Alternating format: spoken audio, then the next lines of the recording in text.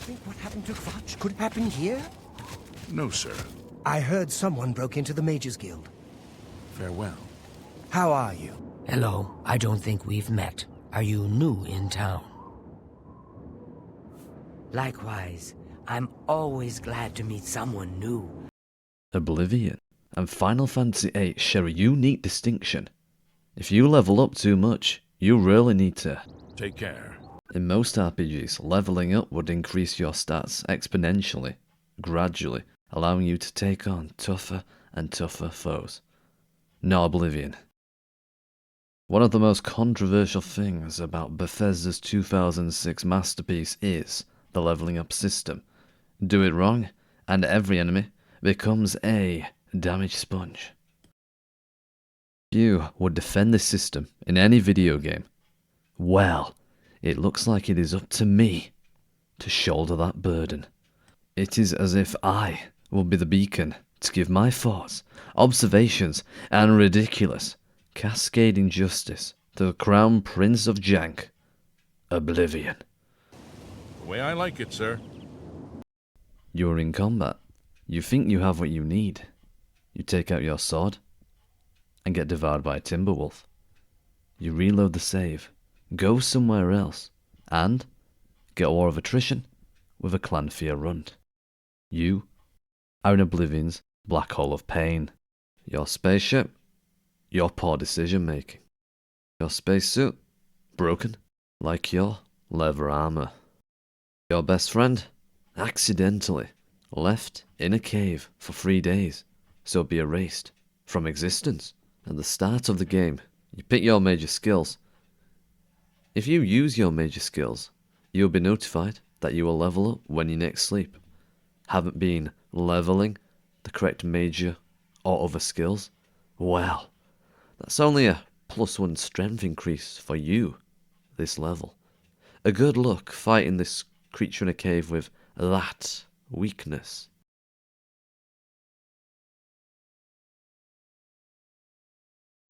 Most things in this game are leveled. Your skills are governed by your attributes. You choose 3 attributes each time you level up to increase.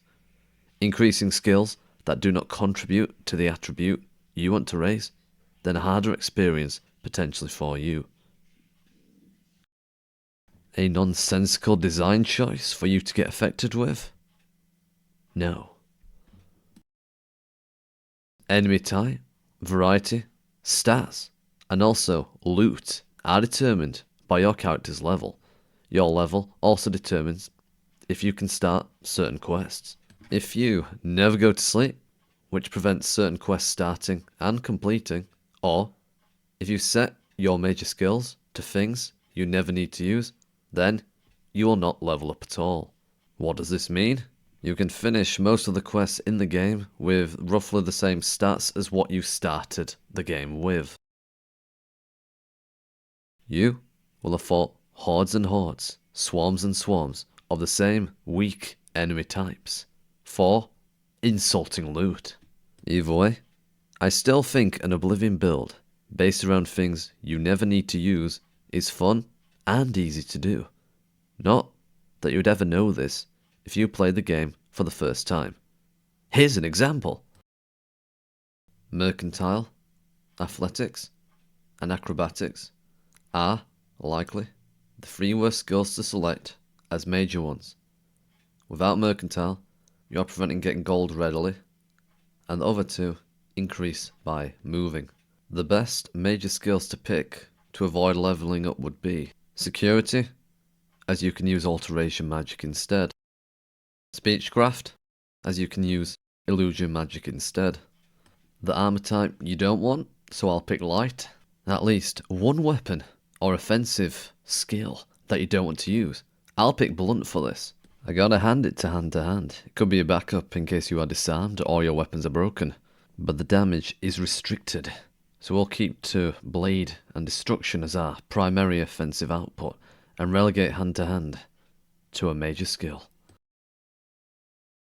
Technically speaking, we could have both types of armor, light and heavy, as a major skill, because you could just enchant with shield instead.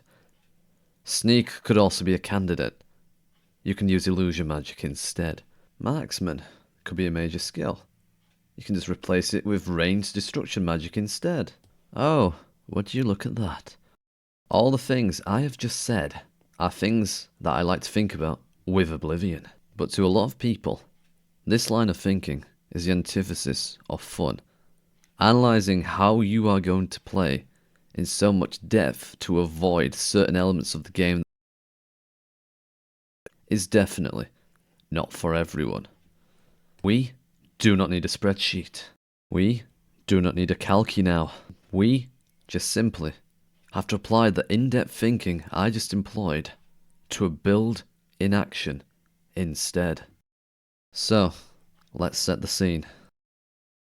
Every enemy is here to pulverize and defenestrate you. Your endurance is low. You can't take many hits. Your strength is low. You can't give many hits back. So, what do you do? There is no shame in lowering the difficulty, except your honor is on the line. No, what you must do is not consult overpowered strategies. No, you merely need to adopt sound utilization of every skill in the game. What do I mean by this? If you want to go around the leveling system, then you have to become a rounder person yourself. The game becomes a tense onslaught at higher levels. The game is not smart in that way. It is merely raising the health of enemies, raising the strength of enemies, and lowering your resistance. If you believe melee combat has become an insurmountable mess, magic is always at your side. What's that? Your build? Your role-playing character in this playthrough does not use magic? They also can't resurrect themselves. But here we are, and you're playing on save file 308. Oblivion, on high levels, is no longer about roleplay. It's about survival. To truly feel like you are the champion of Cyrodiil, then you are going to fight for it. Priority number 1, maximize your armor rating, if it hasn't been already. Priority 2, check for where the game contradicts itself. If you complete the game at a low level, then you have experienced a watered down, conflicted experience where all these characters and horrors talked about are generally not represented in the slightest.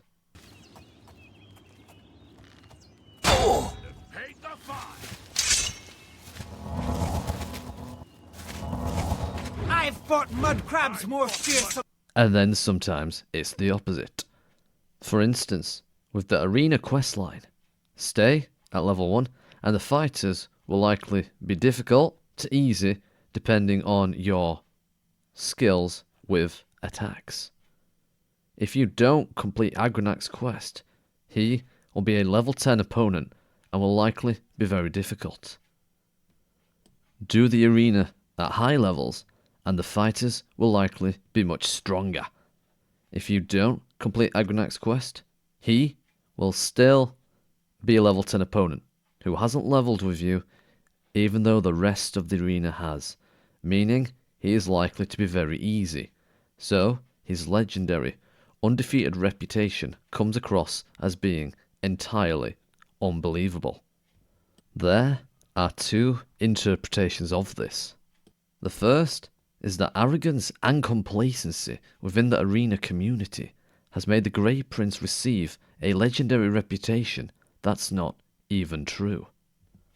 Think of the marketing opportunities.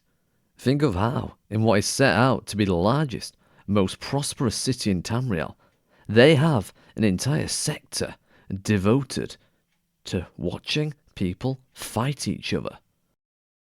The second is Bethesda forgot to set Agronach's level to equal your character's add 10 and just set it to 10. Did I have sensible reasons for supporting the leveling system? Or did I do my best to defend it with abstract, obscure points? Well, the answer to that question is, of course, yes. The video must end here, as I think I left the kettle on at home. Thank you very much for watching, and good day, and goodbye.